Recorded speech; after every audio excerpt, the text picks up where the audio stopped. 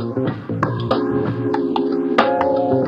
everybody. Welcome back to the Snapshot, episode 78. I'm Brendan Patrick, joined always by Marvel Snap phenom Cam Best. Cam, your week in Marvel Snap, sir? Just kind of a lot of like playing, 100 game sessions and going like positive like 35 cubes and gaining like net 3 SP. Because that's just what it's like when you're at the top of ladder. You're just like, I'm gaining 4 SP. I'm gaining like 6 SP for a 2 cuber and losing like 4 SP for a 1 cube retreat. Yeah. And so you're just in there, right? Like it is just like, okay, I need to go like 56, 57%, very positive on cubes. And the weird thing is, what it really disincentivizes me from doing is like messing around a little bit. Yeah. Because that makes sense. Each loss hurts more than I think a normal loss would, because each loss is such a setback relative to what a win is. So losing a bunch of small cube games, that is the right way to do it. You want to do it like that because you don't want to lose big cube games. But unless you're also winning on the back end, it's crazy. It's crazy. It's like a real, like, I'm trying to integrate aggressive snapping into my strategy. And it's like, this is one of the consequences of it. When you're trying to integrate like a new heuristic into your game plan, you end up a little bit worse overall, I think, until you've really fully integrated it. Yeah, I remember when we talked to Torkin about him hitting rank 1, and he talked about kind of this, like, this stagnation he would have, and kind of, playing, basically not moving up or down, or maybe moving down for a few days in a row, and then just kind of waiting for that moment where he would just be able to, I don't know, break the paradigm and extract a bunch of cubes and shoot up in sort of one sort of session or something like that. I thought that was particularly interesting. The psychology of like top end Marvel Snap Ladder is particularly interesting because of the cube system. Yeah. But not being able to mess around, that's very standard for like high rank, high elo. It's tough. It's like, I want to be able to be like, all right, I need to play a bunch of these decks, right? I need to test things out, figure this out. I've got to like tier list stuff, right? But then when I go look at my stats, it's like, oh, everything you messed around with was terrible, and then everything that you knew was good was good. It's just like, okay, fair enough. Yeah. Well, we did have a new card release this week. That was Phastos 3/3 on reveal. Give each card in your deck -1 cost or +2 power. I think this was a card we were actually decently excited for at the time when we talked about it in our sort of month. I don't recall being decently excited. I think we were like mid-tier excited about it. Like, oh, okay, so like what's like the average value of this card? Like, is it good? Is it not? The overwhelming sentiment I saw on Twitter was that, I don't know, the or clause was just very disruptive, it seems. Yes. Yeah. I was pretty down on this guy, and I'm actually higher on him being out than I was. Okay. Which is to say, I didn't think he'd be good anywhere, but he's like at least kind of good in Surfer. Yep. And that's not nothing, right? Like, he's like card number 11 or 12, but he's like pretty good. He's like super replaceable, but he's like pretty good. And I kind of expected him to just like be below par, like to not even make it there, for it to be like very clearly some other card over him. And it's not. He's like a very reasonable competitor there. Yeah, not a card that I personally picked up. I did see your like initial tweet about your win rate with him, but I was happy because you caveated it was saying like, nah, this is probably not indicative of the power. Ridiculous, yeah. Yeah. So I don't think I'll be picking up that card. I am sort of recollecting. I'm out there shaking the booty for the collector tokens, trying to up my collection once again. I mean, it's interesting because I think in terms of non-gameplay additions to the game, there is some more exciting stuff happening. I know the new modes, and not leagues, but the new mode that they've hinted at, or I don't know if they've come out and sort of explicitly said what it was. Kind of excited for that. Like, I want to have cards to be able to try that and play that mode. I want to play the Deadpool's Diner thing, and yeah, I don't know. Just get the itch to play Marvel Snap again because I'm getting a lot more busy, and I think Marvel Snap is like a great casual game. When I say casual. Oh, yeah. Yeah. I actually got into Marvel Snap because I was like, I need a game to play at the office. I thought it was to play while you poop. I mean, same deal, right? Yeah. Like, it's I don't like, poop for free. I only poop on the boss's dime. Real. I highly advise you do this. I get paid to poop. Yeah. What was that? Okay, there's one gripe that I have though. I took some time off. I come back. I really think they need to change the sort of returning experience for ladder. I know you can really get through it when the ladder resets and you've hit infinite this season before. But if you took any amount of time off and you decided to just like not rank up, you come back and it's like, hey, welcome back to Marvel Snap. Here's fucking 10 hours of dog shit gameplay against bots. You're like, it's so bad. It's so boring. It's so boring and it's so unrewarding. And it's like, damn, can I play the fucking game? Because if you know anything about Marvel Snap, it doesn't feel like playing the game at all. What, you don't like playing a Nebula and having it immediately Electra sniped on the flip? It's you not don't like that? Is that not fun gameplay to you? Bro, it's not even the bad beats. It's literally just it's you're not playing Marvel Snap. Like if you are an infinite player, and I would argue even below that, like it is so egregiously just boring and scripted and off meta and just random that you're like, damn, like can I just fucking play the game? And it's a long time. Meaningless. Yeah. It's just so like so the best thing about Marvel Snap is the gameplay. It takes that aspect of Marvel Snap and just fucking turds on it. Like it makes the gameplay very, very unfun, very boring. And yeah, it's just like it feels like you have to get through it. And that's okay when you have 20 ranks or something like that. But when it's like, hey, 80 ranks, you're like, oh god, Conquest do people still play that? Should I play Conquest? It's like fucking dude, it's painful. It turns Marvel Snap into what is closer to like a single player puzzle game. Yeah, but a shitty puzzle game too. It's like man, I would have more fun playing like the Sudoku of the day or something. I'm not gonna lie. I really hope that they do something about that because it feels like it feels not intentional. It feels like, oh, we have this system, bots obviously for low rank players to play against them and get that dopamine response and, to have games queue fast. But it's like when you have this, what I would consider myself maybe kind of a veteran player come back. It's like last thing I want to do is go through that experience for what is forced like 5-10 hours at least. It's a long time. I'll give you the counterpoint. Shouldn't you get to infinite basically for free? Like, isn't it good that it's removing your ass from the pool of other people around your rank because you have way more cards and are way better than everyone else around your rank because decay is artificial and designed only to like make people continue to play? I have the hot take counterpoint, and that's that I would actually prefer to play people in infinite than to play bots.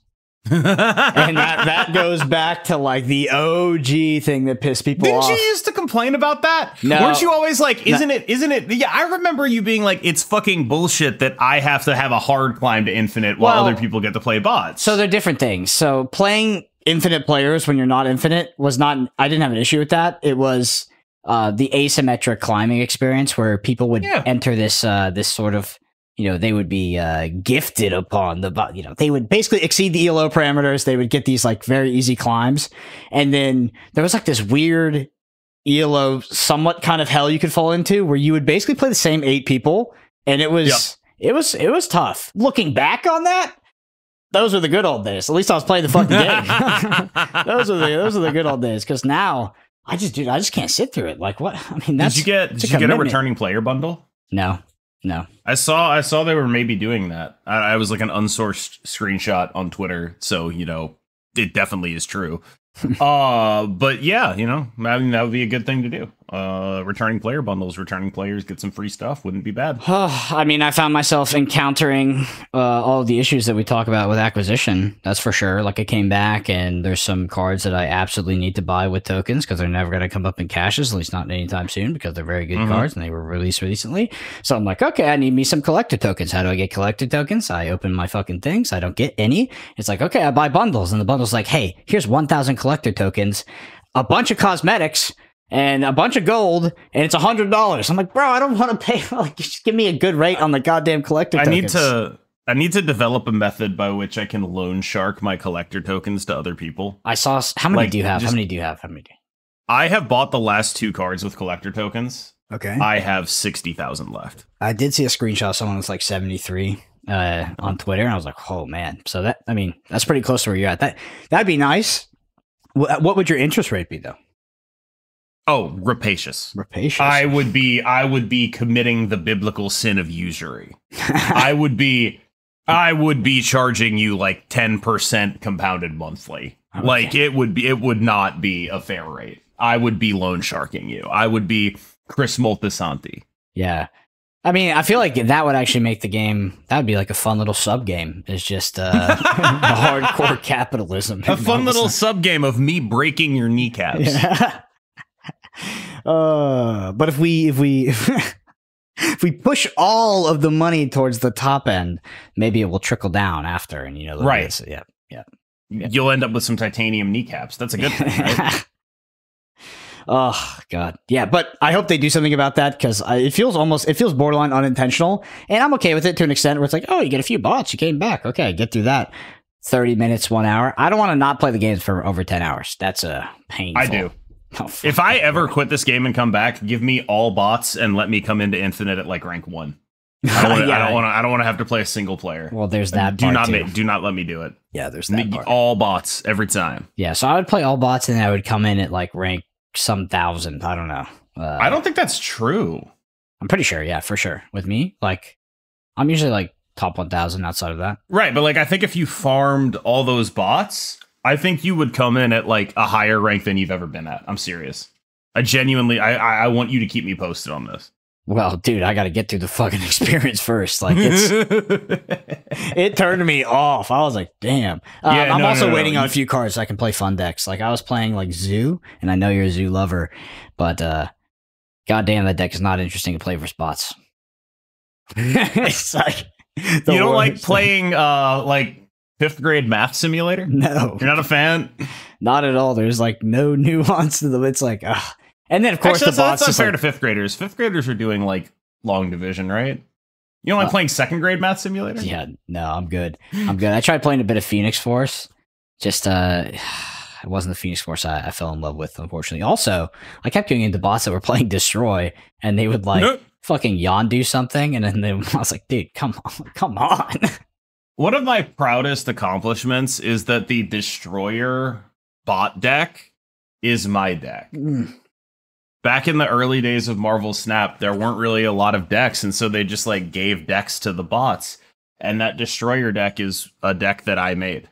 The Goblin Destroyer deck is literally like, if you go far enough back, there's the Goblin Destroyer deck that I made after I got Destroyer out of the Nexus events.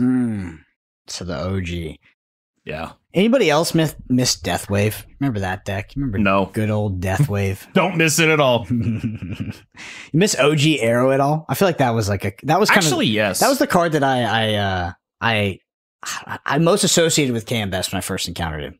Was OG Arrow. I do miss OG Arrow. I think she'd be cool to have around. I don't even think she'd be very good. Every deck is like a Mysterio deck that plays 75 free 10 power dudes. Well, so who cares if you're getting arrowed? Let's talk about that. We did have an OTA come in. So we had a nerf hit Angela. Angela moves from a 2-0 to a 2-3, but instead of giving +2 power, now gives +1 power. How significant was this to sort of the previous dominant deck?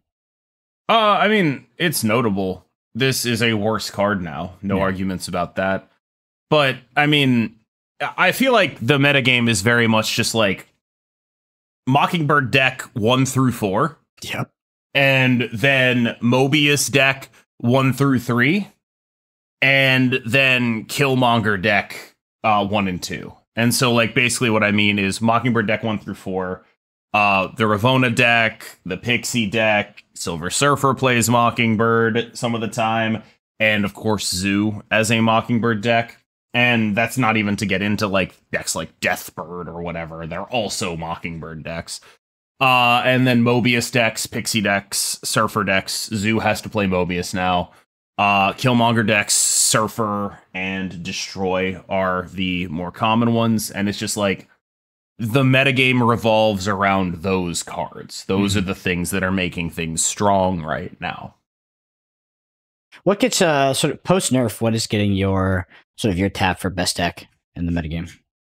Pick a Mockingbird deck. If you're playing Mysterio and Mockingbird, just pick one. Either the Ravonna deck or Pixie. I prefer Pixie because I think it's easier to fit Mobius in. But like in 2 days, we're going to enter a brave new world anyway. We're going to have to figure out how to play. This is going to be crazy. We're going to have to figure out how to play Darkhawk again. Mm-hmm. So, you know. And by that, I mean, we take out Sentry Annie and we put in Darkhawk cards. And then I have figured out how to play Darkhawk again. Wait, so I missed that. What are you referring to in 2 days that is changing? Arishem. Okay. So it's, yeah, okay. Yeah. There's going to be a bunch of people who buy that card, and then you play the card Darkhawk, and it has 33 power. Beat them up.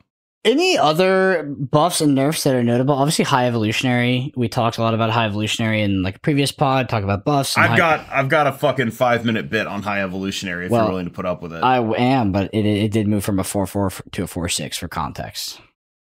They didn't do enough. I feel like High Evolutionary is the single most important card to be good in the entire game, and this is an unintended consequence of the economy, basically. Mm-hmm. Where one of the questions, like, it's also a consequence of like me being the kind of content creator I am, me having the audience that I have. Major question I get is, how do I get to the decks you're playing? How do I get to that power level from someone in Series 2? That answer needs to exist. It does. It has to be a real thing. You have to have an actual answer to that question. It was High Evolutionary for an extended period of time, but High Evolutionary's peak cards are High Evo Cyclops and High Evo Hulk, both of which have been power crept in multiple ways. When this card was at its peak, those were the best 6-drop and maybe the best 3-drop. Now, Nocturne, Red Guardian, Red Hulk, you don't have to run High Evo to get access to this stuff. You don't have to skip energy to get access to cards that are about as good as these, right? And so you end up in a situation where there is no compelling reason to play High Evolutionary beyond I am on a budget. And that sucks. And they need to do something about that, because High Evolutionary being the answer to that question is crucial. It's crucial. There needs to be a deck where it's like, I got High Evo, I'm able to actually kind of compete now.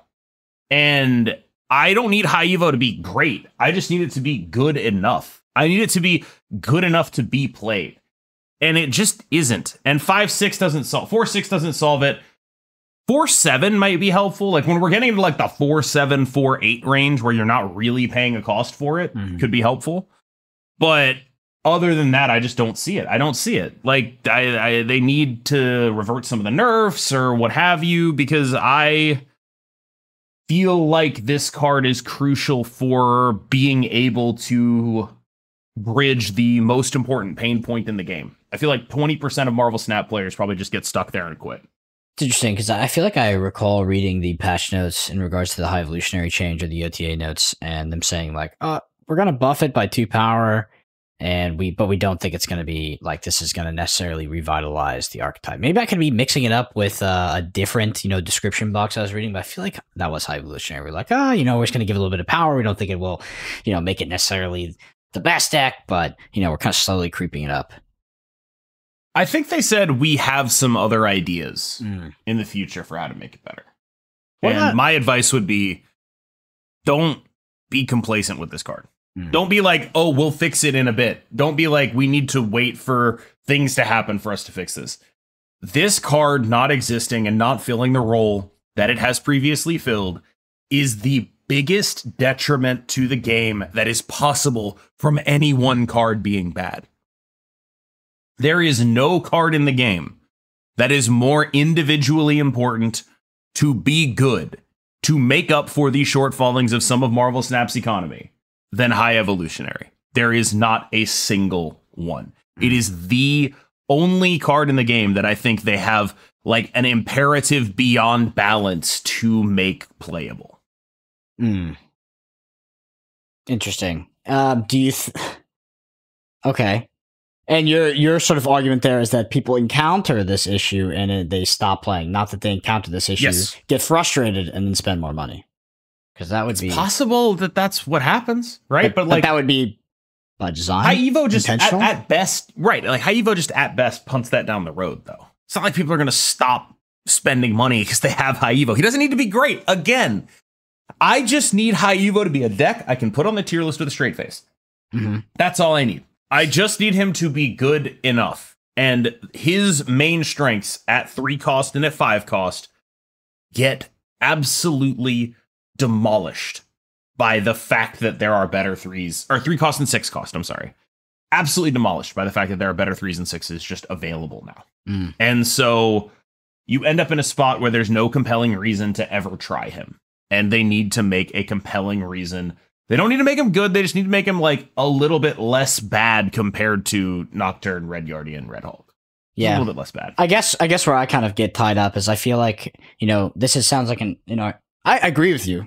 Don't get me wrong, but it sounds like an argument we had on the podcast, like, 6 months ago, 8 months ago, that kind of stuff, where we're like, they seem to have had an oversight in like not buffing this card and making it playable. And it's going to cause all this friction. But I feel like at this point on episode 78, we're like, okay, they clearly fucking put the bad cards into Series 4 and then to Series 3, and they're clearly gatekeeping the good cards, and they just want us to feel a lot of pain when it comes to being able to play the top decks. I don't think that's true. My understanding, and I don't really know any of this for a fact, this is my speculation. I don't think the balance team has directives from the monetization team. I think you're correct. Yeah, I think you're correct. Make good cards, make them strong. Like, I don't really think that there's like a monetization like incentive. Like, their job is to make good, interesting, and strong cards. Yeah. They want people to buy their stuff. That's like very straightforward, but there's not like a let's mix with the minutia of this and create friction intentionally to make people like. I don't think that's what the balance team is doing. I think that's been clarified too as well. Like, I think maybe Glenn has stated that specifically, but at the same time, I guess I'm conflating it with series drops, which look to be very intentional. Yeah, but like that's as far as I'm aware, that has nothing to do with the balance. That's why I use the word conflated. Yeah. Yeah. Good word used there. Good word. Oh, normally it's me. Snagged one out of the lexicon. All right. Yeah. Any other changes you want to talk about in this OTA? I mean, Alioth moving from 6'8 to 6'10. I saw it popping up in some lists, but I mean, it's just a small power change. Good card. Yeah. It's a good card. People are less mad about it than I expected. Bring back old Alioth, baby. Let's go. Do not do that. Come on. It's a very bad idea. You guys don't not advise. Yeah. What about Nick Fury, Kingpin, Hercules, or Spider-Man? Hercules is kind of Miles relevant. Morales. Okay, Hercules moved from 4/7 to a 3/4. Hercules, like, I don't think the move deck is good yet, but this is an appreciable boost to it. It's a deck you can lose to now. Like, if that deck draws right, they're doing some really unfair stuff. It's pretty good. And Hercules is like the Shuri of that deck, where it's just like, hello, I have doubled the impact of all of my cards. What's up now? And that's a pretty nice thing to do, honestly. All right, I got to ask you, and I'm going to start asking you every single time we come around to this. WOTA? If I had to guess, I'd say LOTA. LOTA. What's not enough? Oh, because the High Evolutionary not really hitting the criteria? Not enough on High Evo. The best decks are still the same. I don't really feel like I can go outside of those decks and be rewarded for it. These sort of like agglomerations of points and like things that cheat Mobius, and just the dynamics of the metagame are not super pleasant. The gameplay is actually pretty good, I think, but I'm getting a little tired of the card Mockingbird. I think would be more. Well, it sounds like a lot of people are. I mean, that's like, I don't know how I get targeted via the Twitter algorithm, because I'm like, I'm fucking get away from me with that negativity. But it still comes up where people are like, my God, this Mockingbird card. There like the Twitter algorithm seems dead set to feed me like every person who is incredibly violently unfair towards every decision made with Marvel Snap. Yeah. They show up on my Twitter feed. Yeah. And like, I have a pretty long mute list at this point. And honestly, I harbor no ill feelings to like 99% of the people that I mute. It's just like, I don't like your vibe, general vibe in life. Yeah. Like, just go away from me. Like, I don't like your energy. Yeah, it's not even like I don't like you as a person, or I think you're necessarily wrong. It's like, I don't want to read your thoughts. Like, your thoughts kind of suck.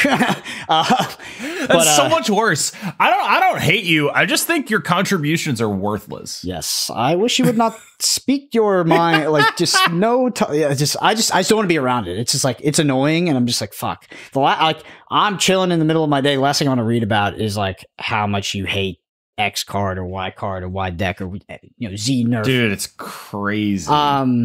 It's crazy that like there's like people I know just from being violently angry on Twitter. Yeah.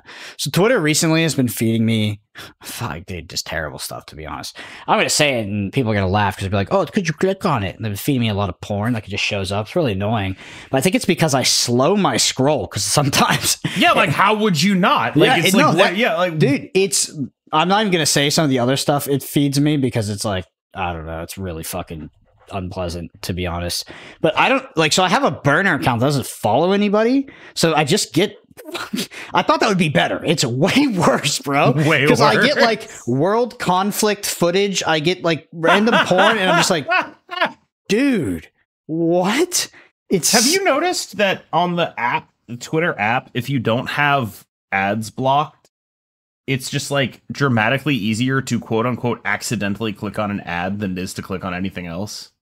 Have you noticed that? I haven't noticed that, and I should notice it because I mean, yeah, that I've noticed it. 'Cause like I never click on an ad on purpose, and I still end up clicking on ads because it's like the way they're inserted, it just feels like it's easier to click them in some way. Dude, and I don't. Google's really bad for that too. So Google, like, everybody's used to Googling something, and you have like the top thing, and you're like, oh, yeah, that's like ads. Well, yeah, I mean, sometimes it depends what you're Googling, but yeah, you can click like an ad, and sometimes with people. Oh no! I don't mean like I am fooled into clicking this and it's an ad. Mm-hmm. I mean like literally the press of my thumb on my phone. The ads are more sensitive than my post. That's pretty. So, funny. like me flicking through it, it will register on an ad. It'll register that as a click, and it'll take me into the ad. On a normal post, it won't.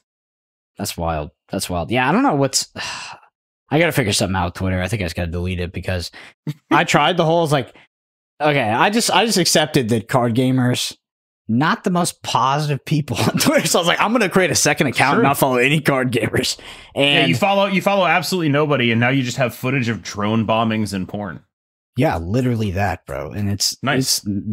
It's really, some of that stuff is really gnarly. Like, I'm not going to like, it's like make you upset, ruin your day bad. And I'm like, God. I didn't realize that's how you feel about OnlyFans. Not that one. I'm all for the no, I'm kidding. Yeah. I actually am all for it. I just wish I don't really go in for it, but like go off Queens is basically my take. Yeah, it's the other one that bothers me, to be honest. And at first I was like, okay, it's just like rape, but then it's like, I don't know if I started getting targeted more, but I have to stay away from that application right now. And I think that's a fucking crime, by the way, that like you create a new account, you don't follow anybody. It's like, hey, let's pipe you like a pure algorithm of the most vile shit in the human experience. And let's give it to you on like the most polarizing axes possible to just make you like this. I don't even know. Like, I don't know how anybody could be at peace. Like, because it's like Donald Trump exposes pedophile cabal. Yes, literally like that. Yeah, I mean, but the fucking.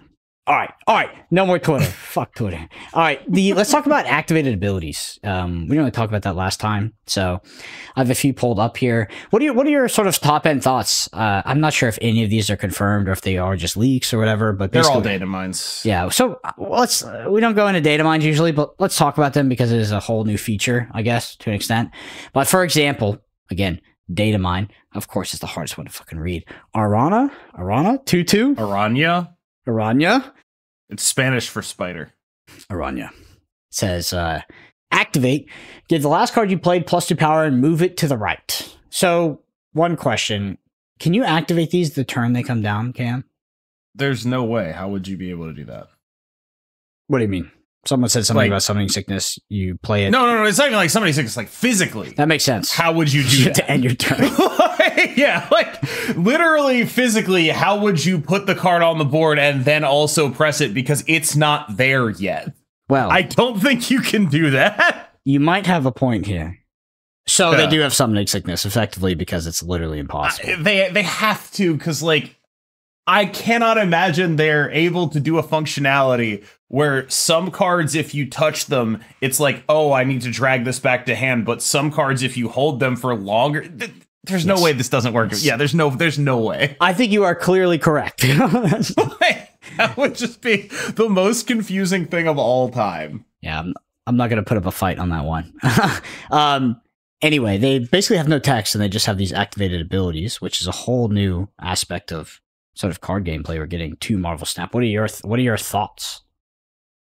Top line thought is, how does it work with ordering, right? Does it work like old move, where the order you did stuff mattered, or like current move, where it doesn't?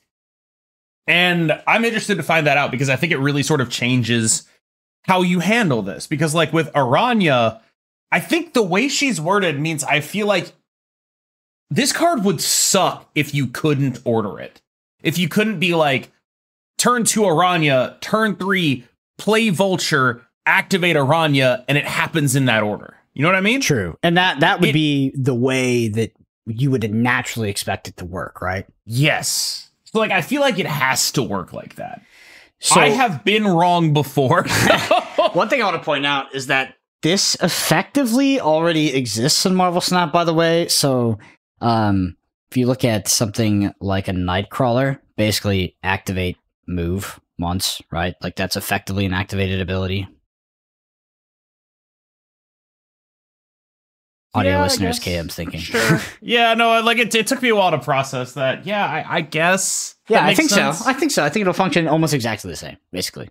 Yeah. Just like, you probably have to like hold down for activate, or like double click, or whatever, haptic thing they develop to make it make sense intuitively that you're activating an ability. It's interesting because I think back to a card like Vision, and like you can think about Jeff, you can think about Nocturne. I think back to a card like Vision, like what made Vision power in some metagames was like, it's just like hard to predict where it was going to go. Like the fact that it could be activated at any given point, it was like, it made the distribution of power. It added a whole nother dynamic to trying to sort of like play the board state. And now, if we're getting activated abilities on these like 2/2s, these 4/5s, and these 4/6s, like are we sort of like almost exponentially increasing that effect, where you are not only trying to play the board state, play against what your opponent could potentially be dropping, but also you have like this additional context of like all these sort of active abilities that are potentially going to be live on that turn. I don't really think so. I think like, well, what, they didn't play it to not activate it. They're gonna do it. Like it's like you're not sitting there like, oh yeah. I mean, they're like, especially with like Symbiote Spider-Man, like like what it's gonna do. You're pretty well aware of what it's gonna do. Scarlet Spider, you're pretty well aware of what it's gonna do. Aranya, you're pretty well aware of what it's gonna do. Like you're not very surprised by those things. I think like Vision and Nocturne and Jeff and Nightcrawler, they're powerful in the way of allowing you to not get your investments invalidated. And when I think about Marvel Snap, card advantage in Marvel Snap is winning a high leverage location. If you win a location your opponent invested 3 cards into, that invalidates those 3 cards. Those 3 cards did not have an effect on the game. And that usually means you win a game. And Vision, Nightcrawler, Jeff, these are cards that prevent you from getting your investment invalidated. Your opponent invests in that location. Okay, it's fine. I'll go somewhere else. My investment is not invalidated. That's why they're good. I don't think it's fair to compare those to Nocturne, or not to Nocturne, to activate cards. How do you feel about, like, overall, does it make you more excited for future design? I think it is a big, it's a big change. This strikes me as like a B mechanic. Interesting. Okay. It's where like on reveal and ongoing, I think, are A mechanics. They're great. This is worse than those, I think. But like, it's not like the worst thing in the world. I think it's like, there's a reason why those are the mechanics in the base game, and they're very good. This is like, so like there's a couple limitations to activate that are not on something like on reveal and ongoing. First of all, you literally can't make a 6-drop with activate. You can't do it because there's no way to activate it, presumably, right? Unless you can play and activate, there's no way to make a 6-drop. Well, It could be like, I don't know the comics, but like Magic's freaking, pet dog, and you can only get it. Turn 7 sure. Yeah, turn 7 But, activation. How are you? Win Okay. the game. Counterpoint. How are you supposed to sell that card? I don't know the machinations of that. so like functionally, I don't think you can make a 6-drop I agree activate. with you. I agree with you. Yes, I agree with you. And so, like, when you think about it like that, it's like, okay, you can make about 83% of the cards that you could make with an on reveal or an ongoing, right? Because, that's what 5/6 is. Therefore, this is a B mechanic instead of an A mechanic. That's my, like, very simple dumbass heuristic for it. You think there's going to be it might have already been data, like some hate bear that says activated abilities can't be activated or something like that? I don't think that'll be necessary for a while. I think it's way more likely they do like activate Wong before they do like anti-activate Mobius. You know what I mean? Mhm. Like at some point they'll probably make a card that's like Wong for activateds, but Yeah. you can't do that until there's enough of them. And they'll probably do that before they make Cosmo to answer that. Hear me out. Sure. If you're winning this location, activate, destroy the other 2 locations. Oh. Yeah. You made me not hate Galactus. That's interesting. Yeah. The issue is you put him on the board. Nah, maybe that's fine. Wow. Bring it back. Bring it back. Wow. Bring it back. That's interesting. That's really interesting. I'm sure everybody else is like, hell yeah, bring that motherfucker back. Well, okay. Most Here's a loved card in question. Marvel Does Snap, all the speculation I've seen suggests that Symbiote Spider-Man will activate on reveals when he merges. Okay, yeah, I would assume that. And by the way, Right. Symbiote Spider-Man is a 4/6. It says activate merger lowest cost card here. With this, copy its text like it Yeah. just revealed. Yeah. So what happens? Again, this is the ordering question. I'm making some assumptions to make this work. But you play Symbiote Spider-Man. Mhm. You play Galactus on the Symbiote Spider-Man lane. Mhm. It is the only other card there. You activate Symbiote Spider-Man. You have an 11 power Galactus. Mhm. Mhm. What if that? What if you go like Sim Spider-Man, Hobgoblin, Galactus? Yeah, I like it. Yeah. I like it. I thought I'd pitch that to you. I thought that Make would it catch your fancy. convoluted enough that Nadeshot can't complain about it, and we're good. Nadeshot was right, and we should say that more. That's like the Actually, it's like I the don't know top, if we should say that more. it's like the top signal of Marvel Snap is when Nadeshot complains about Galactus. That's when you should sell all of your stock. We've hit the top. It's all downhill from there. That was a wild Okay. time. A wild That was time. awesome. All right. Activated abilities. Let's get into the Ben and Snap. If you want to get a question right on next week's podcast, shoot us a comment on YouTube. If you mention anything about this being your favorite podcast, Cam will come for you. First one's from Someone K-Matt. messaged me Oh, fuck. from some other podcast. I don't want to name them. Uh-huh. I won't expose you. But in their comments was someone doing the The "This bit? is my favorite." Yes, they were doing the bit. They showed me the bit, People do it on and it my- wasn't even about their podcast. This is the worst part about it. It mentioned us specifically by name, what the fuck? and like it's escape containment. It's like it is escape Oh, I containment. mean, people from have come up to say and said it to me in person, bro. Like seriously, like obviously this is at a different game event. Like, yeah, that's like it's a, but it's been outlawed, so now y'all know can't do it anymore. The good times are gone, all downhill. First one is from K-Matt. They say, isn't activate / tapping card in some way to launch an ability something they said they wouldn't do? Really starting to doubt what SD won't do for more money. As cool as this is for the player base, it really proves you can't trust what they say with how often this happens. Such a fucking like I love this. this. Like the world's most negative take I on love this right? take, bro.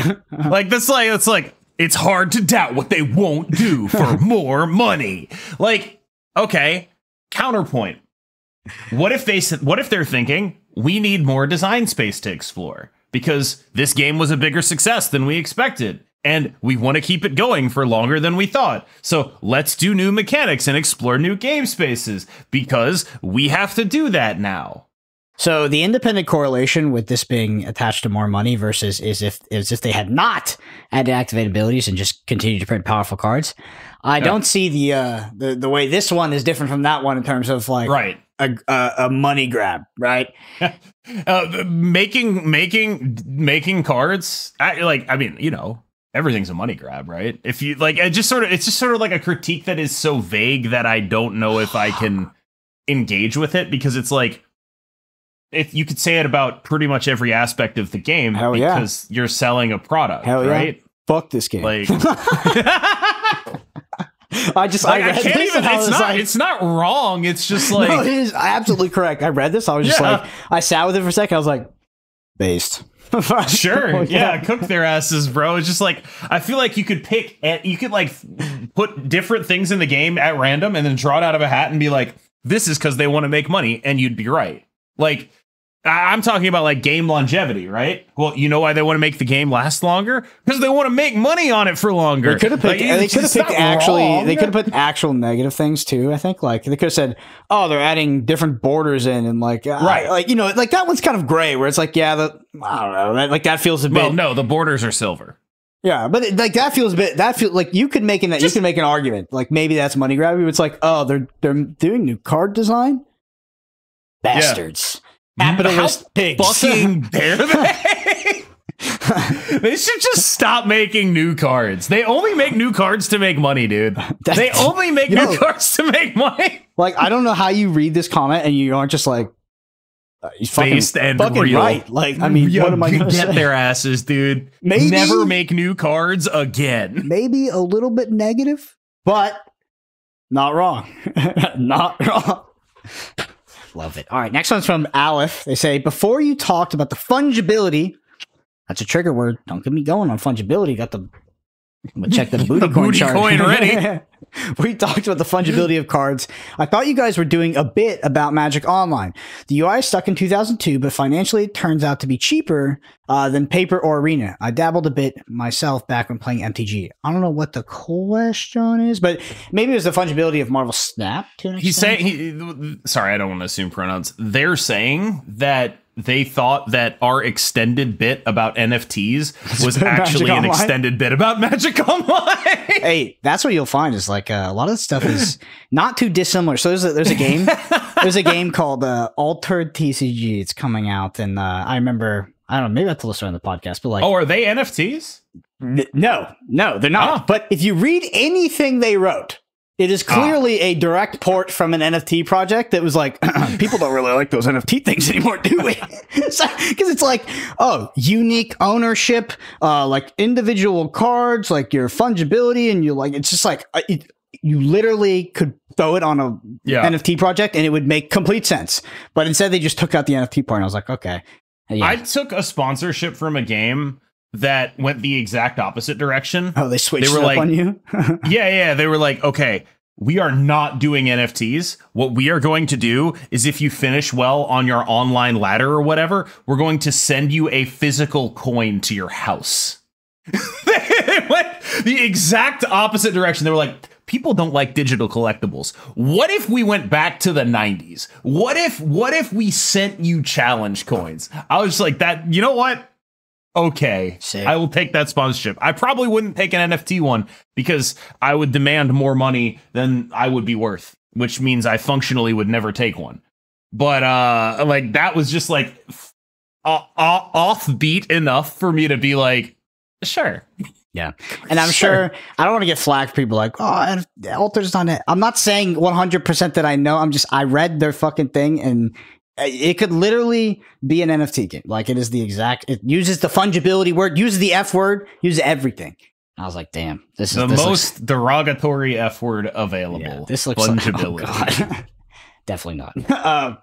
But yeah, so anyway, in regards to, we did have a conversation not in regards to Magic Online. We were talking about certain players coming back to a tournament, Snap Fan World Championship, and they were going to borrow someone's account.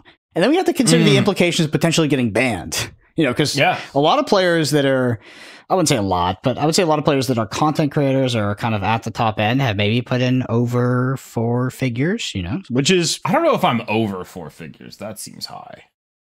You're under $1,000? No fucking way. Oh, sorry. You're thinking 5? When you said over 4 figures, that means five figures to me. Okay, so 4 figures. Yeah. Yeah. Probably. So we were thinking about the implications of getting banned, and we're like, wait, we just like lose all of that.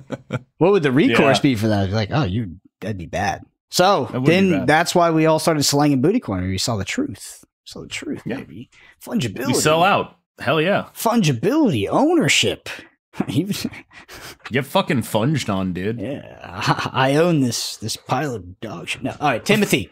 I need to go through this episode and count the number of times the Marvel Snap's mentioned relative to Booty Coin. All right. I don't know what you're getting at there.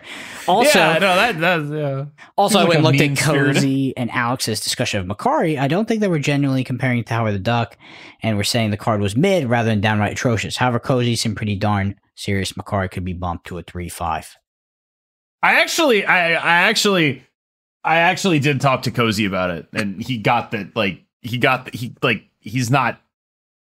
I feel like people took that segment in like a very serious light, in a way that I wasn't super happy with. But like, I think we're allowed to disagree on relative power levels of cards, and I think it was a fun thing for me to talk about. And I also think that both Cozy and I are on good terms. Yeah, and if any of them want to fucking box, no, I'm kidding. I'm kidding. Just kidding. People think I'd be good at like boxing and shit. They don't understand how much cardio is involved. The best boxer in Marvel Snap is almost certainly Dara. Oh, be an insane amount of cardio. Yeah, like Dara does like rock climbing and is very, very, very slight relative. And so like I bet Dara, he's like a tall, skinny guy. I've just so like never heard he would that kick adjective. my fucking ass. Like he would kick my fucking ass. He has like the reach. He has like he'd be able to hit the weight limit way more easily than me. He would have better cardio than me. Bro, you gotta catch weight at 260. I'd get demolished. Catch weight 260. Like everyone with good cardio would own my shit. Yeah, it's so I did a bit of Muay Thai in Thailand, and I had a lot of smaller, much smaller Thai men kick me in my face, and it was yeah, I got my ass kicked a lot, to be honest, but and that's to be expected. But you'd be surprised. There's like this weird thing that happens to I don't want to assume, but I would say mostly men, that they kind of believe that they have this like insane, this secret ability to whip out the kung fu. Oh, fuck no! You better not get me angry. Yeah, do you have the secret ability to climb 3 flights of stairs without your heart rate accelerating? Because if you don't, you're fucking dead. I'll tell you all a secret. One secret. If you have never fought, like done martial arts, you never wrestled, you never done anything like that, and even wrestling's cutting it close. You never done any of that. I don't care what happens. Don't get in a fight. You're not going to see red. It doesn't happen. You just fucking. I just see red, bro. Yeah, Let me bang, bro. I'm 260. Yeah.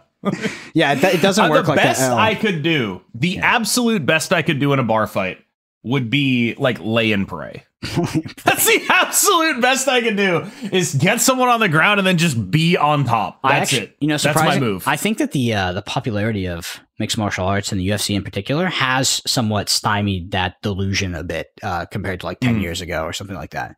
Because genuinely, I think like at least most people grow up being like, yeah, I mean, I could fucking kick his ass. Like, like I just, if I got angry, I could hurt somebody. It's like, no, no, not at all. Anyway, I would be on the floor of the bar, just Ian Garying all over. My God. I would just be like, I would just be like, just a 15-minute decision in a bar fight. just like the worst Daniel Cormier fight you've ever seen. Yeah, we were talking about that before we hopped on the pod. Ian Gary, this is a UFC reference, but likes to run his mouth a bit, and then he fucking backpacked this guy for like 15 minutes and won by a split decision. I didn't know the split. Yeah. It might have been unanimous, but won by one round. Here's the thing. Ian Gary running his mouth, sure, whatever, right? Like Sean Strickland made a career out of running his mouth and being the world's most boring point fighter. But if you're gonna be 37-year-old veteran Michael Venom Page, you're coming to the UFC. Mm-hmm. Mixed You're gonna martial be arts, like, by the way. Mixed martial arts. I am a real contender here. Yep. I'm going to be a real contender. I am definitely not just Kevin Holland 2. I'm a real contender. Yo, Kevin's been looking good on the ground recently. I'm a real contender. And then you have the takedown defense of a like me. Yeah. You did about as well as I would do. It's just like, okay, man, what are they supposed to do? Not exploit your obvious weakness? Like, it's like, aha, I'm entering the UFC. I am a Death Star. I really hope nobody notices my exposed exhaust port. Ooh, woo. Yeah. Like, what are we doing? It just here? killed me when I know we'll get back to Marvel Snap, I promise. When Ian got on the mic No, we after, won't. got on the mic after, and was like, "Yeah, it's a good fight." And it's like, fuck, bro, it just sucks. It just sucks that he thinks that, or he's. That's how I feel that. when people GG me after they win. Yeah, that's It's like, yeah, I fucking bet you thought it was a good fight. That's a perfect example, and I Yeah. just died a little bit inside when Yeah, that fucking happened. bet. Song of Blood. How do you feel about 3 small bundles they put in the web store? Those seem like decent starter groupings to build 3 decks to get a head start. People are new to Series 3. Sarah, Surfer, and Ironheart. Carnage, Venom, and Arnim Zola. Shuri, Zero, and Taskmaster. Maybe not perfect cards, but it does give potential for cores and new decks. Here looking it up. I have no idea what they're talking Neither about. did I'm I. going to the shop right now. There's a web store? Yeah, I know about the web store, but like I had no idea about this thing. I don't think I've ever gone on the web store other than to set out codes or like do stuff like that. Oh, that is cool. Can you just buy them for money? Is that how that works? Yeah. Damn, it's almost like yeah. they should do that with every card in the goddamn game. So it's like you can get Shuri Zero Taskmaster, you can get What's the Ironheart price? Sarah Silver Surfer, and Arnim Zola Carnage Venom. Each of them is $25 and comes with 25 credits as well. 25 credits. 2,500 credits. Okay. It's like, damn. Well, there's actually like these are good. I enjoy these. They're good variants too. Other Wow. variants. Oh, that's how they. Yeah, it's Pandart for Shuri Taskmaster Zero. It's Max Grecki, don't know how to pronounce it, for Sarah Surfer, and it is Dan Hip for Venom Carnage Zola. How would you feel if they did that for every card in the game? Like you just go to the web store and buy it from like a catalog. Well, I can't help but notice that there's no Series 4 and 5 cards in here, so I wouldn't be shocked. I think it would be good for Series 3 for sure. How would you feel if they did it for Series 4 and 5? Would you feel good? And try to I'd probably feel bad about what the price point would have to be. What do you think it'd have to be? I don't want to know what it would have to be, but I guarantee it would be a number that would make me feel More than $50? Yeah. I bet it would be an unpleasant number. I bet you wouldn't want to know that number. Yeah. I don't think the community could pallet that number. I think the community needs to have the amount of money they're spending be obfuscated through systems. Yep. Which is bad. Yep, humans. All right, next one's from XD Gray. Say no question this week. Would like to say listening to you guys talk about fitness, or in this case of the pod, the lack thereof, and starting up again over the past few weeks sparked me to go back to the gym. Been going regularly for a few weeks now. They said, P.S. Holy hell, I'm sore. Enjoy that. It goes away and you never get it back. It's true. Never get it back. You never get to walk like a scarecrow again. Yeah, I can't. You got to chase the dragon. Yeah. But yeah, it's not going to happen again. I love that's on the pod where it's like, I couldn't walk up 3 flights of stairs. Well, I can't walk up 3 flights of stairs because I'm fat. Also, I can walk up 3 flights of stairs. I just noticed that I walked up 3 flights of stairs, and that offends me. It's like I shouldn't have to notice that. There shouldn't be an appreciable change in my body because of that. It's pissing me off. And until I lose enough weight that doesn't happen anymore, I'm just annoyed.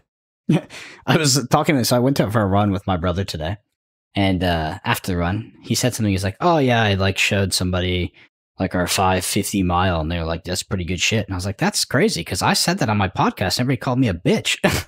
Well, I mean, have you considered that having a podcast sort of by definition gives you some points in that qualification area? They were definitely right though. I just love how it was like couldn't even make varsity. Yeah. I honestly appreciate it because I don't know. I prefer to actually know. Next one is from That Resolve. It says, loaded question here, but do you think that with the acquisition system we currently have that eventually we're going to run into a Netrunner issue? Netrunner's a physical card game that doesn't exist anymore, where it becomes impossible for anyone new to join. This is why we need to buff High Evo. This is my whole thing. Yes, I think an issue like that is possible. Yes, it's also easily averted. Buff High Evo. Do it. Yeah, so I think what you're specifically referring to that resolves is like this, you're accruing so many Series 5 cards and even Series 3 cards that it's like when you start the game up, it's, you know, disgusting to try to catch up. Yeah, that's a problem. They need to do something about that. And it's not. I'm so angry. Hold on a second. I have disabled Microsoft fucking Copilot. What does that even do? And it's their shitty fucking AI thing. And you can't get rid of it. What? Is it just in your way? They have it's just on my system now. And did you upgrade? I can't get it. I think I'm on the latest Windows. Yeah, they prompted you. And you're like, yeah, give me that. It's just like they just put some AI bullshit in my computer, and I can't get rid of it. I can disable it, which I have, but then it just popped up for some reason. Fuck this stupid. Like, I'm so serious. I hate this AI bullshit. It's so insane how the world of tech bros jumps from scam to scam to scam, and no one is like, what does it mean that all the NFT people are fucking shilling AI right now? What does that mean? What does it mean that everyone that was like pump and dumping shit is aggressively all in on AI? What does that mean? I hate it. Get that shit off my computer. A lot of that is venture capital, by the way. The venture capital is like heavily into the Web3 NFT stuff, and now they're all into AI. Like it's like it's like no joke that if you throw AI in your name, like apparently it's a lot easier to raise or something. Oh, by the way, KM. God, I feel like I can't even say the name. It's not bad. It's not bad. But the UFC got a new sponsor, and it could be. Did you see it? No. It was something Pharma. Well, just tell me. Rizz Pharma. RIZZ Pharma. Okay, so they sell boner pills. No, yep, they do sell boner pills, but okay. I was fascinated. I was like, well, what the fuck is how is that is the worst name I've ever heard. Yeah, based on your Twitter feed, how could you not be interested in their products? Oh my god. I was like, what venture capital firm gave these people enough money to sign a marketing deal with the UFC? Sure. I could not find them. I looked on the websites. I didn't look on. So my friend like has access to he was over watching the fight. He has access to some of the more like the private databases where I can see the series funds. I couldn't find any public. So I was like self-funded. And then also they got their logo from a $350 contest on one of those websites where you like put up a contest and you get all these applicants. $350. Their website ranks number 6. If you Google their name, it's all Reddit threads before that. And hell yeah. I'm convinced that is it's some sort of just like mob thing. Like what is that, bro? They don't even have like a website. And they send out multi-year deal with the UFC. That's like millions and millions and millions of dollars. I mean, yeah, that's just a weird ass thing. Yeah, it's just incredibly weird. Yeah, and you can't find anything. Like you can barely get to the website. Fascinating. And they're the official erectile dysfunction sponsor of the UFC. That's not a joke. That's actually what they are. For those who need help with their fighting spirit. They know their audience. That's crazy. The UFC is just like, yeah, you guys are old and balding and have boner problems. Sorry, dude. That's your audience. That's what's up. If you wanted to hurt me, you got me, brother. I feel targeted right now. Yeah, like wow. Damn, that's crazy. That's crazy. That's yeah. I felt so confident when I was like, I'm gonna go look up what stupid venture capital firm gave them money, and when there wasn't one. I was like, I stand corrected. Rizz Pharma. Give you the benefit of the doubt. Next one is from Tarma. Ben Snap. Early in this week's podcast, you mentioned that the community always has a bad reaction to announcements. And I think a good portion... Oh, no, hold on. Wait, no. I thought I found something. I didn't find it. I found a separate company named Riz, Yep, so which did is I. the provider of an AI-enabled keyboard app. Yep, found that one as well. I found that one as Damn well. it. Anyway, and I think a good portion is due to the fact that there are things that are problems in the game that seem to have no indication of being fixed anytime soon. Conquest is a common topic that may not receive any updates, and even bad cards that people have mentioned for a while that don't seem to have any updates. Some examples include King and Hercules. Hercules. Damn, I love when they age like milk. But with nerfs coming out so quickly to some of these cards, like Red Hulk and potentially Angela at the time of this comment, it also crushes any excitement for potential cards.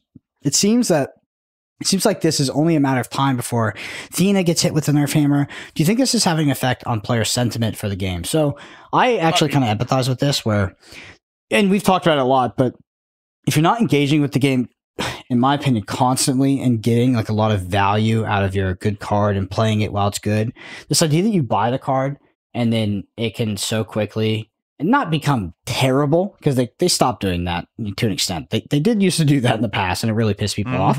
But the fact that it can be nerfed and fall out of decks that, you know, you want to compete with, which is that's a dual problem. It takes two to tango there. You're not willing to play B tier decks. And yeah, I mean, your card is still very playable. It's just not playable to your standards.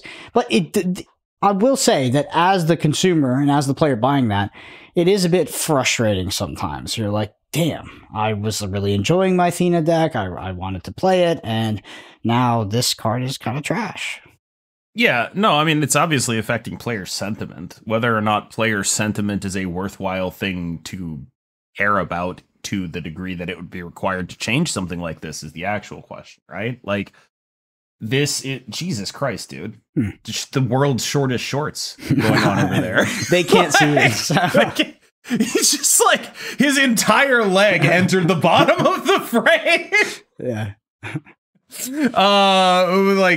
Anyway, player sentiment is something that I think they have to be somewhat resistant to, because player sentiment would lead to just a million bad decisions, right? What do you want them to do? Not nerf Thena, just let it be broken? If, like, not that I'm saying Thena needs to be broken, just that's the example they used, right? Like, would you prefer that they just let the broken shit be broken? No, that's fucking stupid. Magic the Gathering just had a pro tour that was won. Shout out to Simon Nielsen, by the way. Bro, what? Are Absolutely you kidding me? Unbelievable. What the fuck? Simon Nielsen. Amazing. Savant. A fucking Renaissance man. 5 out of 6 events. Makes it, I believe it's top 8. Yep. Gets second to last pro tour. Wins this pro tour. By the way, he's also a freaking phenom in Flesh and Blood. Like, my biggest flex of all time is that I had a small Runeterra testing team at one point that I was on, and members of it included Simon Nielsen and Treesoth. So that's just like a little Discord that I'm in. Not and now gonna the only lie. activity that Discord has is every pro tour being at Simon, congratulations. That's exactly what happens in my fucking fab testing Discord. I feel it's the only thing that happens. I feel so seen right now. So I know Simon a little bit.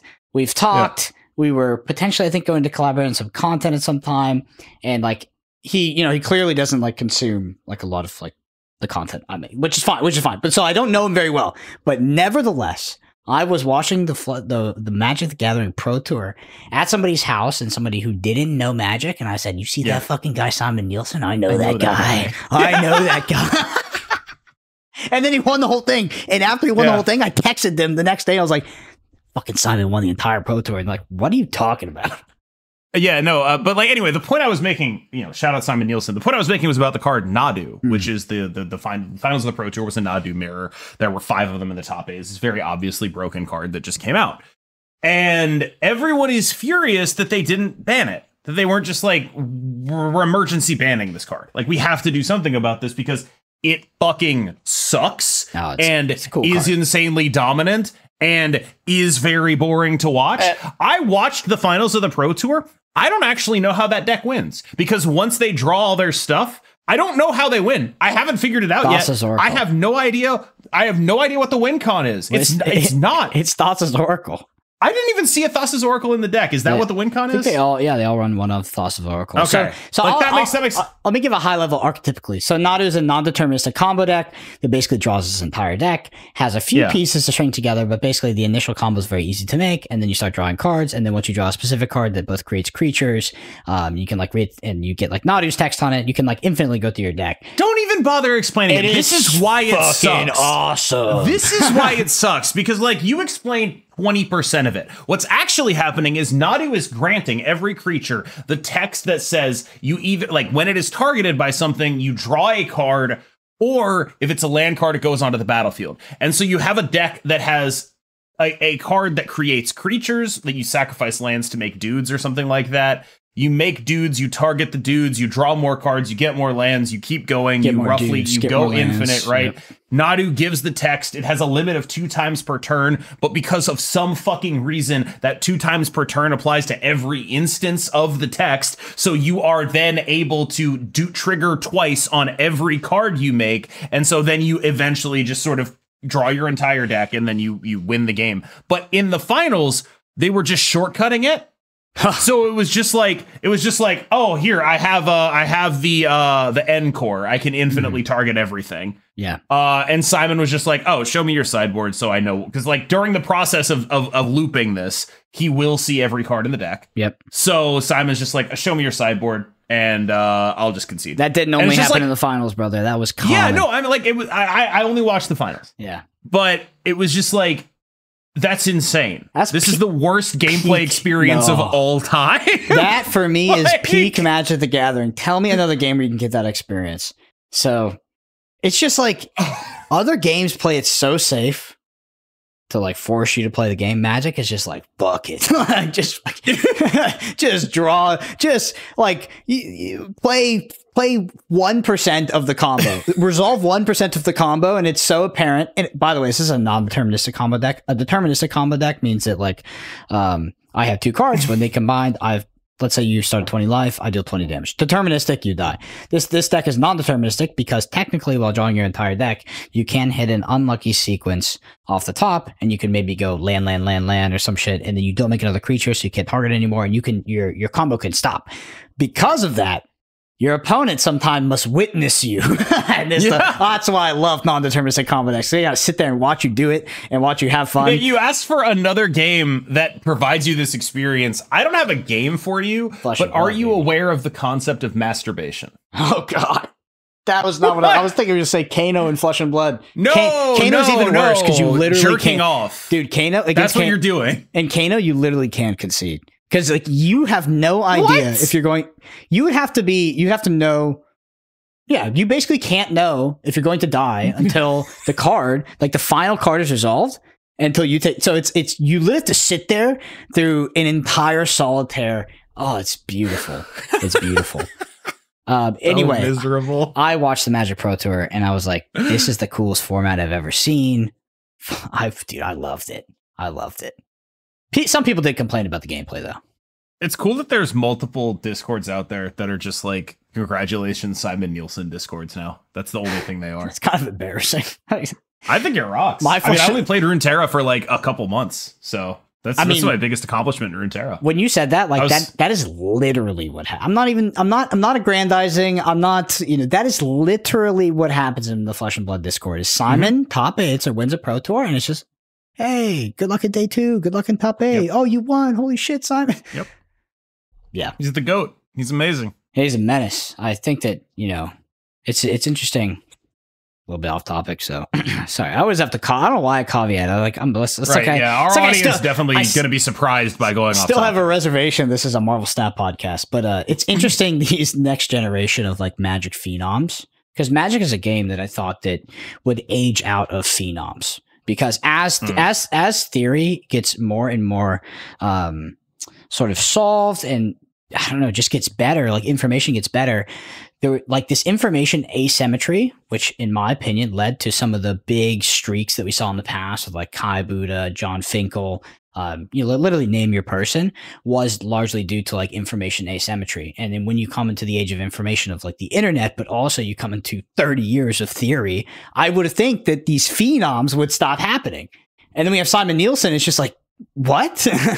Because Simon Nielsen's or getting Nathan Stoyer last year. yeah, no, same thing. Literally, same Shout out thing. to my boy Ginky, by the way, Johnny Gutman. We yeah, no, that's not even a joke. I've known Ginky for years on and off. We used to be in a Discord. This is the cringiest thing of all Oh time. man, here it comes. Are you ready for this? It was a Discord that only allowed Legend Hearthstone players in. Insanely cringe. And Yes. now he's like, as far as I'm aware, one of the best players in Magic the Gathering in the world. Came from that Discord. Oh yeah, for sure. That's all from that Discord. That's where he learned that. Dare we allow the peasants into our Discord? Here we allow the non-legend fools. Should do that for Snap, but for Infinite, it would be very high I quality. have that in my discussion. Discord where it's just like a rank roll Yeah. where like you get Infinite, and it used to be because it's like, oh, that's how I can take your opinion seriously, but now it's like, oh man, I can't even do that anymore. I'm so Not sorry. even close. Not even close. I'm so sorry. Not even close. Next one's from MTAV, Ben and Snap. Feels like improving Conquest mode has been coming up everywhere more and more. As I remember listening to Snap podcast months ago, they said that a 10 cube life bar was probably the worst number they could choose, that either 8 or 12 total life bar would be better. I'm thinking about it. Could you see that opinion? Sure. I also just want to, I could see that opinion. I don't really have a take on it. My take is actually about, I think the Venn diagram of people who say they want Conquest improvements and then people who will actually play Conquest is not large. I think there's a lot of people who just like use it as a cudgel to like beat on second dinner. Yeah. And I like, look, I think you guys probably know my take on Conquest, which is that functionally it should be the casual mode because it's the one where nothing's at risk. So just let it be the casual mode. Let it be the mode everyone goes to when there's a hot location or wants to finish their dailies or whatever the fuck. Just let it be that. Stop trying to make it what it isn't. It's not a competitive mode. Stop it. Yeah. I haven't really thought about like 8 or 12 specifically. I agree with you in its entirety except for the returning ladder experience, which I hope they change because holy shit. It's like some of the worst gameplay I've ever had. Next one is from Zegrim. They say, Ben and Snap. What are the most common mistakes you see people make while snapping? When snapping.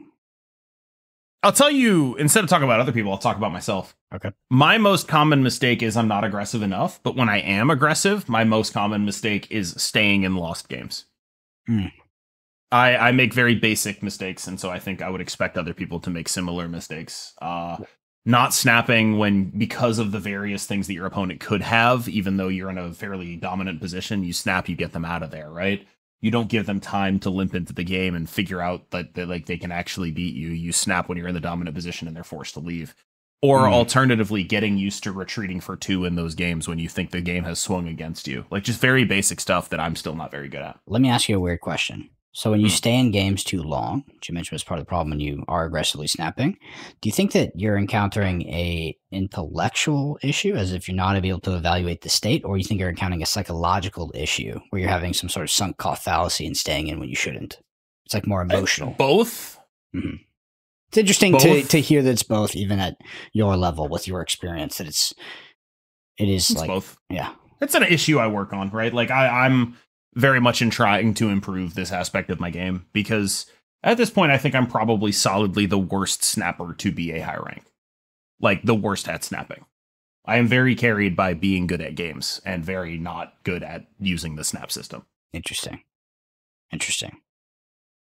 Yeah, if I was going to remark on that, I think it is just, I think that most people don't snap aggressively enough. That was a paradigm shift that's been going around since like the early days of Marvel Snap, though.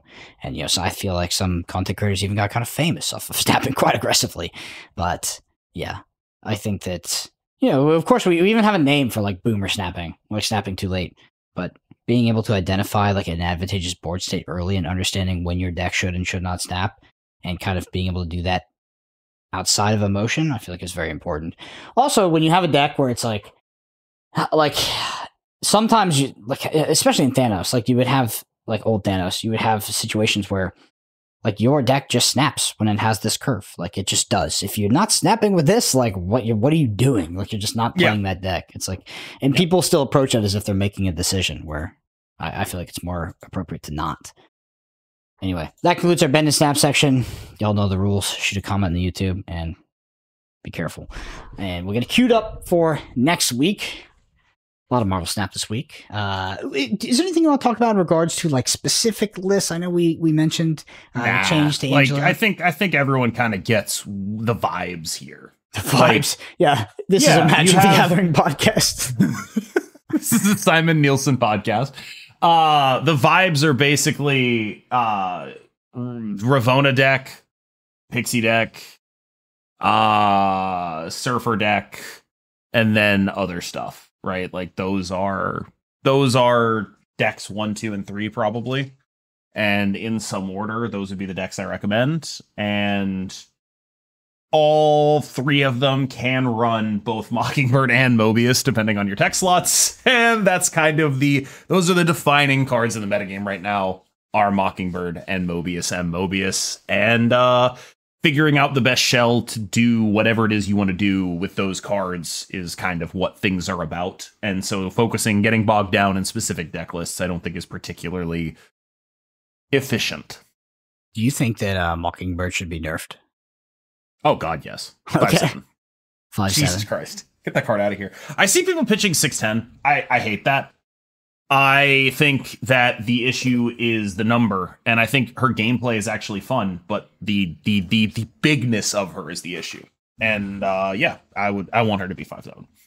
All right, sounds good. Well, if you enjoy this podcast, number one thing you do is leave us a review on Apple Podcasts or Spotify. Helps us rank high in the search engine optimization for Marvel Snap podcasts. So we are not going to be the Riz Pharma of Marvel Snap. Dude, imagine going to Spotify. You found this new mobile game. You're loving it. You're like, let me go listen to some podcasts on my drive to work. You type in Marvel Snap podcast. Somehow you end up on the snapshot, and then you get this pile of garbage. Can you? I'm sorry. Riz Pharma. Like, what the fuck is... All right. Video version of us on YouTube at youtube.com/@the_snapshots. Hit that subscribe while you're there. And Cam is streaming in the evenings. True. I have been streaming a lot, actually. This is my first month over 100 hours streaming, or 28 days period over 100 hours streaming since the inception. Several months. Oh, no. I was gonna say, like, used to be grinding. All right. Twitter's up at APG Cam SMS. Thank y'all so much for listening. I'll see you next week.